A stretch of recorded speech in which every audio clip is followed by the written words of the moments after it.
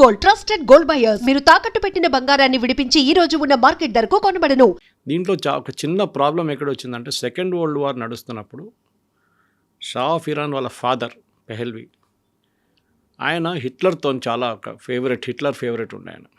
Hitler చేస్తున్నంత correct చేస్తున్నారు అది ఇది అని చెప్పి చాలా మటుకు పబ్లిక్ స్టేట్మెంట్స్ ఇష్యూ చేశారు. హిట్లర్ కావాలంటే నేను కూడా సహాయం చేస్తాను అది. ఆ వార్ ఎండింగ్ వచ్చేదాకా అలైడ్ ఫోర్సెస్ అంటే ఎప్పుడు అలైడ్ ఫోర్సెస్ అంటే అప్పుడు యుఎస్, యూకే వీళ్ళందరూ ఫ్రాన్స్ కూడా కలిసి రష్యా వైపు అటాక్ చేసినప్పుడు, రష్యా మీద దాడి చేసినప్పుడు జర్మనీ ఆయుధాలు పంపించాల్సి వస్తుంది. మొత్తం తిరిగి వెళ్ళలేరు. సో వాళ్ళు ఏం చేస్తుంటే ఇరాన్ నుంచి రూట్ చేశారు ఈ ఆయుధాలన్నీ, చాలా హెవీ ట్యాంక్స్ అది ఇదన్నీ. ఈయనకు అది నచ్చలేదు మన పెహల్వి గారికి. ఆయన దాన్ని కూడా వ్యతిరేకించారు. సో వీళ్ళు దాని తర్వాత వార్ ఎండ్ అయింది, రష్యాలో ఓడిపోయారు జర్మన్స్. దాని తర్వాత కంప్లీట్గా ఓడిపోయారు వాళ్ళు. ఆ యుద్ధం కాగానే ఈ సీనియర్ పెహల్వి గారిని రిజైన్ చేయించారు అమెరికా అండ్ యూకే కలిసి అలైడ్ ఫోర్సెస్. ఆయన్ని పంపించేసారు, కంట్రీ నుంచి బయటకు పంపించారు. ఈజిప్ట్ ఎక్కడ వెళ్ళారు ఆయన, గుర్తులేదు నాకు ఎక్కడికి వెళ్ళారు. ఆ టైంలో ఆయన 16 సంవత్సరాల ఏజ్ ఉన్న కొడుకు the last Shah of Iran Reza Pahlavi junior ఆయన్ని రాజాగా అంటే అక్కడున్న కింగ్గా అంగీకరించారు. పెద్ద సెరమనీ ఉండే. ఆయనకి అంత ఎక్స్పీరియన్స్ లేకుండే ఆ టైంలో రూలింగ్, ఎందుకంటే కానీ వాళ్ళ నాన్నగారు చాలా స్ట్రిక్ట్ ఉన్నారు. ఇక్కడ దాకా ఎట్లా అంటే పెళ్లి కూడా ఎవరితో చేయాలని చెప్పి కూడా ఆయన డిసైడ్ చేసేటోడు. అంత ఇది ఉండే ఆయనకి. ఎవరు ఫ్రెండ్స్ ఎవరిని ఉంచుకోవాలి, ఏ ఫ్రెండ్స్తో మాట్లాడాలి, ఎవరితో మాట్లాడకూడదు కూడా సీనియర్ పెహల్వి డిసైడ్ చేసేటోడు. చిన్నప్పుడే ఇన్ని ఒక స్విట్జర్లాండ్లో ఒక ఇంగ్లీష్ పబ్లిక్ స్కూల్కి పంపించారు, ఎలీట్ పబ్లిక్ స్కూల్, ఇంగ్లీష్ నేర్చుకోవాలని చెప్పి. దీనికి అన్ని అప్బ్రింగింగ్ ఉంది అట్లాంటిది. ఒక రాజు కావడానికి ఉన్న అన్ని అప్బ్రింగింగ్ ఉంది.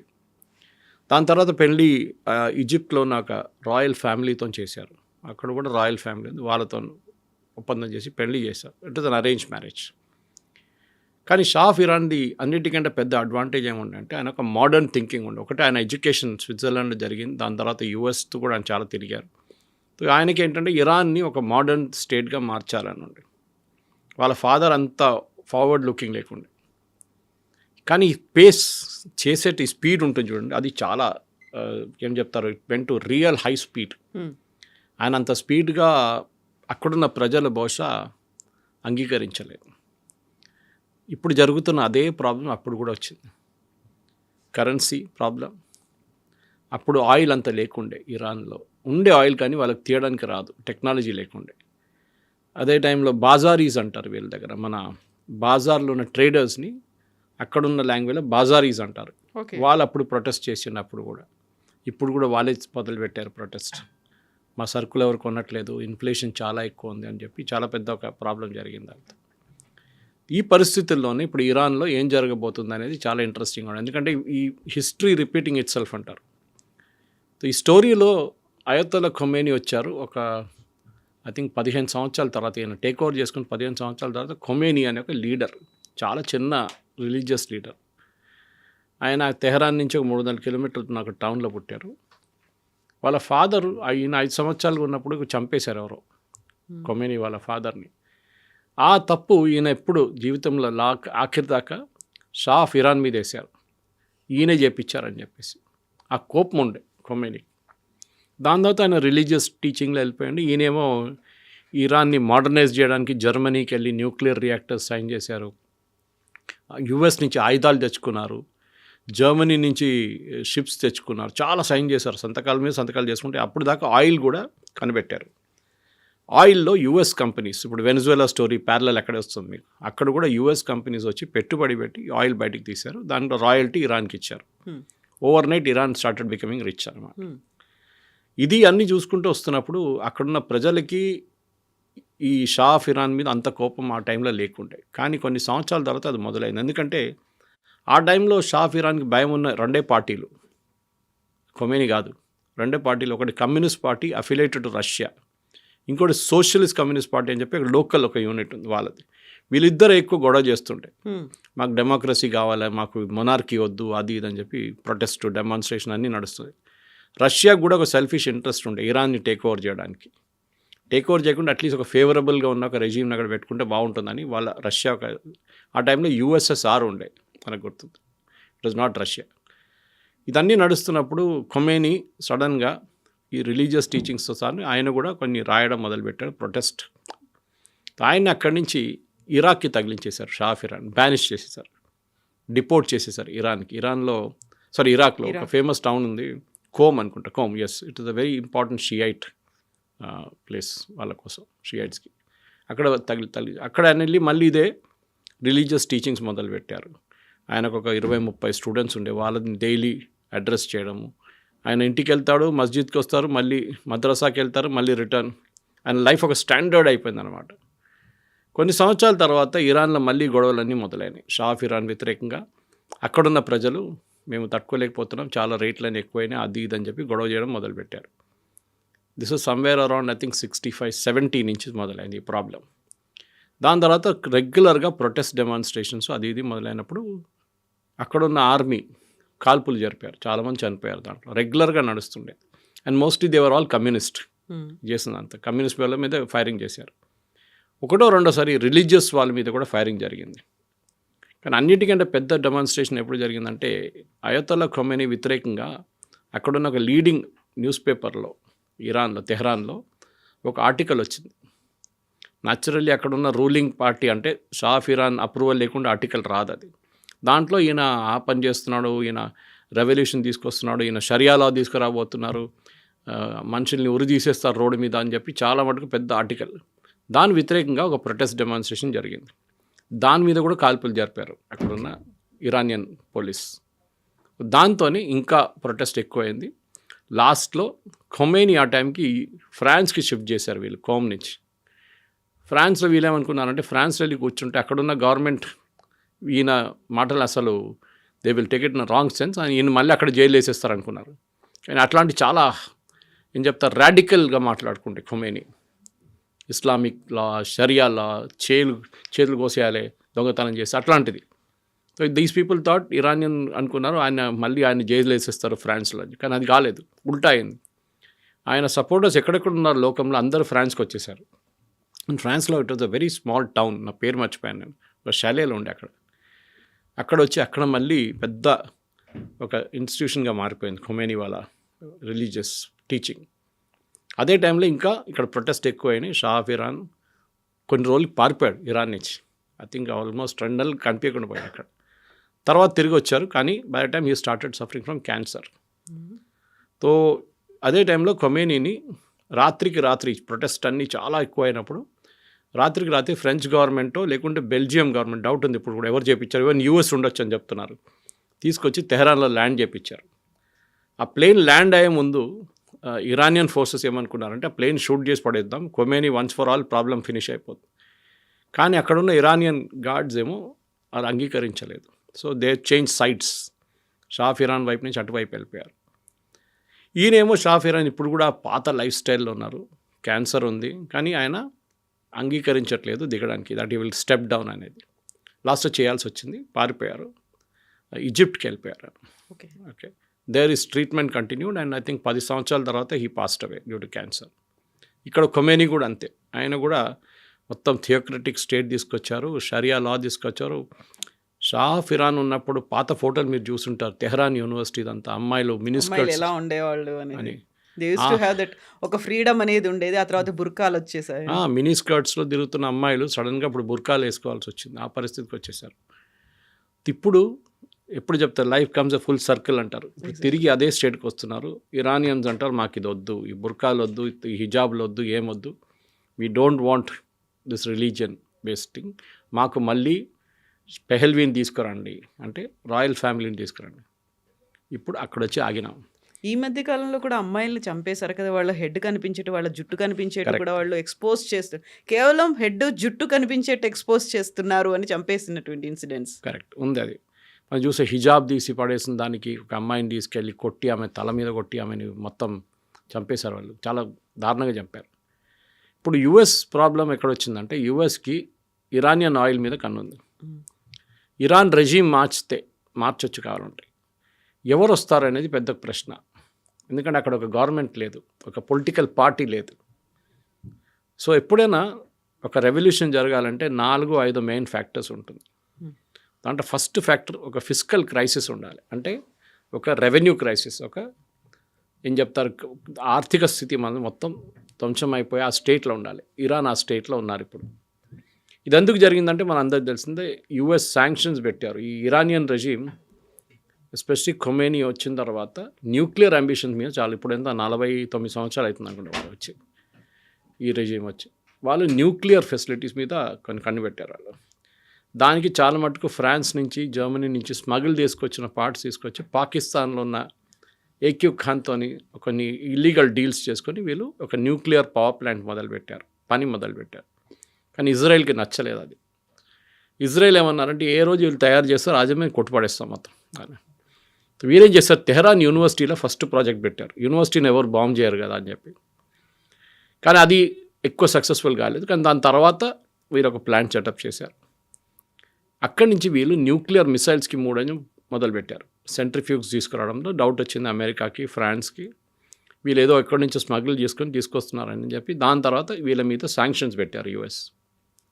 ఆ శాంక్షన్స్లోనే యుఎస్ వీళ్ళు ఆయిల్ బయట అమ్మలేకపోతున్నారు ఆ రోజు నుంచి. ఐఏ ఇన్స్పెక్టర్స్ వచ్చారు, ఇంటర్నేషనల్ అటామిక్ ఎనర్జీ వాళ్ళు వచ్చి వాళ్ళ కెమెరాలు పెట్టారు. చాలా మటుకు డిస్కషన్ జరిగింది. మేము విత్డ్రా చేస్తామన్నారు, విత్డ్రా చేయలేదు వీళ్ళు. అట్లాంటి చాలా డిస్కషన్ నడిచి సంవత్సరాలు డిస్కషన్ నడిచింది. కానీ ఏం జరగలేదు లాస్ట్లో. తర్వాత మనకు తెలిసింది రీసెంట్లీ ఒక 3-4 నెలల ముందు ఇజ్రాయెల్ వెళ్ళి బాంబు వేశారు. దాని తర్వాత అమెరికన్స్ B2 బాంబు వచ్చి వాళ్ళ న్యూక్లియర్ ఫెసిలిటీస్ మీద బాంబు వేశారు. డైరెక్ట్గా కొట్టలేదు, ఇండైరెక్ట్గా కొట్టారు వాళ్ళు. మనం కూడా చేసినట్లు ఆపరేషన్ సింధూర్లో. ఇది నడుస్తున్నప్పుడు ఈ పరిస్థితుల్లో ఇప్పుడు ఇరాన్ ఏమైపోయిందంటే మొత్తం వాళ్ళ ఫైనాన్షియల్ క్రైసిస్ ఎందుకు వచ్చిందంటే వాళ్ళు డాలర్ సిస్టమ్ నుంచి వాళ్ళని మొత్తం తీసేశారు కంప్లీట్గా. మీరు ఇప్పుడు ఆయిల్ అమ్మితే కూడా మీకు ఆయిల్ అమ్మడానికి ఫస్ట్ పర్మిషన్ లేదు. ఎవరు కొనుక్కుంటారు? చైనా వాళ్ళ 90% ఇరానియన్ ఆయిల్ చైనా కొనుక్కుంటున్నారు. ఈ 90% కొనుక్కున్నప్పుడు ఏం చేశారు ఫస్ట్ ఇరాన్, ఆ టైంలో ప్రైసులు ఎక్కువ ఉండే, I think $80 or $90 per barrel నడుస్తుంది. వీళ్ళు ప్రీమియంలు అమ్మారు. కావాలంటే తీసుకోండి, మేము మీకు $70 ఇస్తాం, $80 ఇస్తాం చెప్పి ప్రీమియంలు అమ్మారు. యాక్చువల్లీ $40 ఉండే ప్రైస్, డిస్కవరీ ప్రైస్ అంటారు దాన్ని. అంటే మీరు దాన్ని తవ్వి తీసి బయటకు తీయడానికి కాస్ట్ అన్నమాట. ఇట్లాంటి పరిస్థితుల్లో చైనా ఇప్పుడు ఏం చేస్తున్నారంటే, ఇప్పుడు ఈ క్రైసిస్ మొదలైనప్పటి నుంచి చైనా ఇప్పుడు డిస్కౌంట్ అడుగుతున్నారు ఇరాన్ దగ్గర. మాకు డిస్కౌంట్లు ఇవ్వండి. యుఎస్ ఏమో చైనా మీద ఏమో యాక్షన్ తీసుకోలేకపోతున్నారు. మనం మీద చేశారు. మనం ఫస్ట్ ఇరాన్తో డీల్ చేసినప్పుడు మనం రూపీస్లో పే చేసాం వాళ్ళని. దాని తర్వాత వాళ్ళకి బాటర్ సిస్టంలో మనం రైస్ సప్లై చేసాం, బియ్యం సప్లై చేసాం. వాళ్ళకి అది తక్కువ పడితే అది కూడా ఇచ్చాం మన ఇక్కడ. ఇప్పుడు అక్కడ పరిస్థితి ఏంటంటే వాళ్ళ దగ్గర వాళ్ళ మొత్తం ఇరానియన్ కరెన్సీ వర్త్లెస్ అయిపోయింది రియాల్. మీకు ఒక బ్రెడ్ కొనాలంటే మీరు ఒక చిన్న బండి తీసుకెళ్లాల్సింది, అంత కరెన్సీ నోట్ తీసుకెళ్తే ఒక చిన్న బ్రెడ్ వస్తుంది. ఆ దారుణ పరిస్థితికి వచ్చేసారు వాళ్ళు. సెకండ్, నీళ్ళు లేదు వాళ్ళ వాటర్ క్రైసిస్కి. ఎందుకంటే వాళ్ళకి ప్యూరిఫికేషన్ చేయలేకపోతున్నారు, వాళ్ళ ప్లాంట్స్ పనిచేయట్లేదు, పాత ఎక్విప్మెంట్ అన్నీ బ్రేక్ డౌన్ అవుతుంది, నీళ్లు దొరకట్లేదు వాళ్ళకి. మూడోది బజారీస్, నేను చెప్పాను చూడండి, వాళ్ళు ప్రొటెస్ట్ చేయడం మొదలుపెట్టారు. ట్రేడర్స్ వాళ్ళు ఏమంటారు, మా సరుకులు ఎవరు కొనట్లేదు, inflation is ruling at more than 100%, ఎవరు కొంటారు, ఎవరు కొనట్లేదు, కరెన్సీ కూడా వర్క్లెస్ అయిపోయింది. ఈ ప్రొటెస్ట్ వీళ్ళందరూ కలిసి చేసినప్పుడు ఇప్పుడు స్టూడెంట్స్ కూడా దిగారు దాంట్లో చాలా మటుకు. ఇది ఎక్కడికి వెళ్తుందో మనం చెప్పలేము. ఎందుకంటే ఆల్రెడీ రూమర్స్ ఏంటంటే 500 మందిని కాల్చి చంపారని చెప్తున్నారు ప్రొటెస్ట్లో. శాటిలైట్ కనెక్టివిటీ మొత్తం కట్ చేసేసారు వీళ్ళు. ఈవెన్ స్టార్లింగ్తో ఉన్న ఇంటర్నెట్ ఫెసిలిటీ కూడా కట్ చేసేసారు. అక్కడి నుంచి 1-2 వీడియోలు బయటకు వస్తున్నాయి, కానీ అక్కడ ఏం జరుగుతుంది ఎవరికి తెలియదు. ఇప్పుడు అమెరికా అదే టైంలో ఏమంటున్నారు, లాక్డ్ అండ్ రెడీ, మేము ఇంకా మీరు ఫైర్ చేస్తే మీ ప్రజల మీద మేము మీద చర్యలు తీసుకుంటాం మేము. కానీ చెప్పడానికి చాలా ఈజీ. ఎవరి మీద చర్యలు తీసుకుంటారు? అక్కడ అన్నిటికంటే పవర్ఫుల్ ఉన్నది ఇరానియన్ గార్డ్ ఒకటి ఉంది వాళ్ళది, రెవల్యూషనరీ గార్డ్స్ అంటారు వాళ్ళని, IRC. వాళ్ళందరికన్నా పవర్ఫుల్ ఒక మాఫియా. వాళ్ళు 150,000 మంది ఉన్నారు. వీళ్ళ రెగ్యులర్ ఆర్మీ అంత పవర్ఫుల్ కాదు, వీళ్ళు IGRC ఈజ్ వెరీ పవర్ఫుల్. వాళ్ళని ఒక స్ప్లిట్ చేయడానికి అమెరికా ట్రై చేస్తున్నారు. వాళ్ళ గ్రూప్స్ని అట్లీస్ట్ 25%, 25-30% మంది అమెరికా వైపు వచ్చేస్తే అక్కడున్న రెజ్యూమ్ పడిపోతుంది. 2-3 రోజులు పడిపోతున్నారు. కానీ చేస్తారో లేదో మనం చూడాల్సి. ఎందుకంటే దాంట్లో చాలామంది పాత ఖొమేనీ సిస్టమ్ నుంచి వచ్చిన వాళ్ళు, కొత్త ఖమేనీ సిస్టంలో కూడా పనిచేస్తున్నారు వాళ్ళు. వాళ్ళకి అక్కడున్న ఏ చట్టాలు వాళ్ళకి ఇట్స్ నాట్ అప్లికబుల్ వాళ్ళ మీద. వాళ్ళు ఏం కావాలంటే చేసుకుంటారు, ఒక మాఫియా లాగా. సో వాళ్ళని ఇప్పుడు స్ప్లిట్ చేయడానికి ట్రై చేస్తున్నారు. వాళ్ళని దొరికితే వాళ్ళ గ్రూప్లో ఒక 10-15-20% మంది ఇటువైపు వచ్చేస్తే ఓ 2 రోజులు ఇరానియన్ గవర్నమెంట్ పడిపోతుంది. ఇది ఇప్పుడున్న పరిస్థితి. ఇదే కండిషన్‌లో ఒక ట్రేడ్ డీల్ ఎవరైతే కుదుర్చుకుంటారో వాళ్ళ మీద 25% టారిఫ్ అనేది పెట్టింది. బట్ అదే ఇరాన్ రష్యాకు కూడా కావాల్సినటువంటి ఆయుధాలని సరఫరా చేస్తుంది. ఆల్మోస్ట్ 20,000 క్రోర్స్ ఆయుధాలని పంపించింది అనేది. రష్యా ఎందుకు డేర్ చేసింది? ఇరాన్ ఎందుకో భయపడట్లేదు అసలు? ఇరాన్ ఏం చేశారంటే ఇప్పుడు కాదు, కొన్ని 10-15 సంవత్సరాల ముందు వాళ్ళు మిసైల్స్ తయారు చేయడంలో మొదలుపెట్టారు. కొంచెం టెక్నాలజీ వాళ్ళు పాకిస్తాన్ వైపు నుంచి తెచ్చుకున్నారు. చాలా మటుకు టెక్నాలజీ నార్త్ కొరియా దగ్గర నుంచి తెచ్చుకున్నారు. అప్పుడు నార్త్ కొరియా దగ్గర ఇప్పుడు కూడా మిసైల్ టెక్నాలజీ ఉంది వాళ్ళ దగ్గర. అది కాకుండా లోకల్గా కూడా వాళ్ళు డెవలప్ చేయడం మొదలుపెట్టారు. మీకు ఒక పేరు గుర్తుంటుంది దీంట్లో, సులేమానీ అని చెప్పి. He was one of the chief of Iran's project. ఆయన ఒకరోజు అమెరికా వాళ్ళు చంపేశారు. రోడ్ మీద కాన్వాయిలు వెళ్తున్నప్పుడు కరెక్ట్ ఆయన కార్ మీద కొట్టారు, ఆయన చనిపోయారు. వాళ్ళ మిసైల్ ప్రోగ్రామే వాళ్ళకి మెయిన్గా అడ్వాంటేజ్గా వచ్చింది. పనికి ఎట్లా వచ్చిందంటే ఫస్ట్ వాళ్ళు హమాస్కి సప్లై చేయడం మొదలుపెట్టారు. హమాస్కి లో ఎండ్ వెపన్స్, అంటే అక్కడి నుంచి ఇజ్రాయెల్కి ఫైర్ చేయాల్సిన కెపాసిటీ 100 కిలోమీటర్ కన్నా తక్కువ. హెజ్బుల్లాకి చాలా లాంగ్ రేంజ్ మిసైల్స్ ఇచ్చారు. 400, 300, 200 కిలోమీటర్ ఫైర్ చేసే మిసైల్స్ ఇచ్చారు హెజ్బుల్లాకి. ఇటు యమనీస్ హూతీస్కి 2000, 3000 కిలోమీటర్కు ఉన్న మిసైల్స్ ఇచ్చారు వాళ్ళు. ఇరాన్ ఇన్ఫ్లుయెన్స్ ఒక 10 సంవత్సరాల నుంచి ఈ 5 రాష్ట్రాల నుంచి వస్తుండే. Lebanon, Syria, Assad regime was dependent on them. మన హమాస్, యెమెన్ అండ్ ఇరాక్లో part of Iraq was under Iranian control. ఈ 5 రాష్ట్రాల నుంచి వీళ్ళకి మెయిన్గా సపోర్ట్ వస్తుండే. దాంట్లో ఫస్ట్ ఇజ్రాయెల్ ఏం చేశారు, ఇస్మాయిల్ హనియాని ఫినిష్ చేసేసారు. అది కూడా తెహరాన్లో. వాళ్ళ ఇరానియన్ ప్రెసిడెంట్ చనిపోయినప్పుడు ఆయన ఫ్యూనరల్కి వచ్చారు. ఆ చనిపోయిందే పెద్ద ఒక మిస్ట్, ఎట్లా జరిగిందని, అది హెలికాప్టర్ క్రాష్. హమాస్ని ఇజ్రాయెల్ ఫినిష్ చేసేసారు ఆల్మోస్ట్. లెబనన్లో నసరుల్లాతో పాటు అందరినీ ఫినిష్ చేసేసారు అక్కడ. ఇక్కడ యెమెన్ మీద బాంబులు వాళ్ళు యుఎస్ అందరు కలిసి వేస్తున్నారు, ఈవెన్ సౌదీ అరేబియా ఆల్సో. ఇట్లాంటి పరిస్థితుల్లో ఇరాన్ ఐసోలేట్ అయిపోయారు. ఎవరు లేరు వాళ్ళకి ఇప్పుడు సపోర్ట్. లేకుంటే వాళ్ళు ఏం చేస్తుంటే వాళ్ళ మీద దాడి జరిగినప్పుడు వీళ్ళతో దాడి చేపిస్తుండే. Death to America, death to Israel అని చెప్పి వీళ్ళది ఒక స్లోగన్ ఉండే. ఇప్పుడు వాళ్ళేమంటున్నారు అక్కడున్న ప్రజలు, ఇప్పుడు లేటెస్ట్ స్లోగన్స్ వింటే, forget Gaza, forget Lebanon, take care of us, అంటే మమ్మల్ని కాపాడండి, గాజాని మర్చిపోండి, లెబనన్ని మర్చిపోండి. ఆ పరిస్థితికి వచ్చేసారు అక్కడ. ప్రజలు రోడ్డు మీద ఎందుకు వస్తున్నారంటే వాళ్ళ జీవితం అసలు ఎక్కడ లేనట్లు అయిపోయింది వాళ్ళది.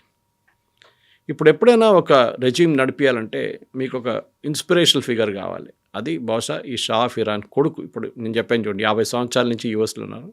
ఆయన పాసిబిలిటీ తీసుకొస్తారు. కానీ కంట్రీ ఎవరు నడిపిస్తారు, రాష్ట్రం ఎవరు నడిపిస్తారు, ఇది పెద్ద ఇష్యూ. దీనికే ఇప్పుడు వాళ్ళు యుఎస్ కొంచెం మంథన్ నడుస్తుంది అక్కడ. వీళ్ళది ఎవరిని తీసుకొస్తే బాగుంటుంది, ఎందుకంటే కంట్రీ నడిపించడం కేపబుల్గా ఉన్న మనుషులందరూ ఇరాన్ బయట ఉన్నారు. డయాస్పోర్ అంటాం మనం. They are all outside Iran, పారిపోయారు. అది ఏదైనా ఏ డిక్టేటర్షిప్ వచ్చినా కానీ వీళ్ళందరూ పారిపోతారు. ఎడ్యుకేటెడ్ వాళ్ళు, కొంచెం కేపబిలిటీ ఉన్న వాళ్ళు, వాళ్ళ సీనియర్ సైంటిస్టులు, వీళ్ళందరూ పారిపోతారు. వాళ్ళు యూరోప్లో, యూఎస్లో చాలా చోట్ల ఉన్నారు. వాళ్ళని తీసుకొచ్చేదానికి ప్రయత్నం చేస్తున్నారు. ఇప్పుడు అంత ఈజీ కాదు. సో అక్కడ గవర్నమెంట్ పడిపోతే, ఇప్పుడు ఇదే ప్రాబ్లం యూఎస్ ఫేస్ చేశారు. ఇప్పుడు సిరియాలో అసాద్ అక్కడ నుంచి పారిపోయిన తర్వాత అక్కడ ఒక సివిల్ వార్ మొదలైంది. వీళ్ళు కొట్టుకున్నారు. ఇదే పరిస్థితి ఇరాక్లో చూసాం. ఇరాక్లో సద్దాం హుసేన్ పోగానే ఆయన చంపేసిన తర్వాత మొదలైంది. ఒక గ్రూప్తో కొట్టుకున్నారు. మూడవది మనం చూసాం, ఇది జరిగింది సిరియా, లెబనన్లో. అదే ప్రాబ్లం లెబనన్లో జరిగింది. అక్కడ మిలిషియాస్ మళ్ళీ కొట్టుకోవడం మొదలుపెట్టారు. హమాస్ వైపు కూడా యాంటీ హమాస్ ఫోర్సెస్ కూడా లాస్ట్ స్టేజ్లో వాళ్ళు కూడా వచ్చారు ఇప్పుడు. సో ఎక్కడ వెళ్తే కానీ వీళ్ళు ఎక్కడ వెళ్ళారో అక్కడ అన్ని గొడవ జరిగింది. ఈవెన్ యెమెన్లో కూడా. ఇప్పుడు ఏం చేయలేకపోతున్నారు ఇరాన్, వాళ్ళు కంప్లీట్లీ పవర్లెస్. ఇప్పుడు ఈ పరిస్థితుల్లో ఇప్పుడున్న దాని ప్రకారం ఇంకొక 10 రోజులు ఈ ప్రొటెస్ట్ నడిస్తే డెఫినెట్గా అక్కడ ఉన్న గవర్నమెంట్ పడిపోతుంది. కానీ ఎప్పుడైనా గవర్నమెంట్ని పడేయాలంటే ఒక ఇంటర్నేషనల్ సపోర్ట్ కావాల్సి వస్తుంది. ఇప్పుడు దాకా సపోర్ట్ వస్తుంది only from US. European union, NATO మాట్లాడలేదు. వాళ్ళు కూడా చెప్పాల్సింది ఏదైనా. ఎందుకంటే రేపు ఒక స్టెబిలైజేషన్ ఫోర్స్ని పంపించాలంటే, మీరు ఒక ఆర్మీ, యుఎన్ లాగా పీస్ కీపింగ్ ఫోర్స్ని పంపించాలంటే మీకు ఒక యాక్సెప్టబిలిటీ కావాల్సి వస్తుంది యునైటెడ్ నేషన్స్లో కూడా. ఎందుకు యూరోపియన్ యూనియన్ మాట్లాడలేదు, ఎందుకు నేటో మాట్లాడలేదు, ఎందుకు యూఎస్ ఒక్కరే మాట్లాడుతున్నారు, అదొక క్వశ్చన్ వచ్చింది. డెఫినెట్గా నెక్స్ట్ 15 days 20 daysలో చాలా క్రూషియల్గా ఉండిపోతుంది ఇరాన్ పరిస్థితి. అక్కడ ప్రతిరోజు సిచ్యువేషన్ మారుతుంది. అక్కడ ఏం జరుగుతుందో మనకు తెలియదు. దీనికన్నా ముందు చెప్పినట్టు ఇంటర్నెట్ మొత్తం కట్ ఆఫ్ చేసేసారు.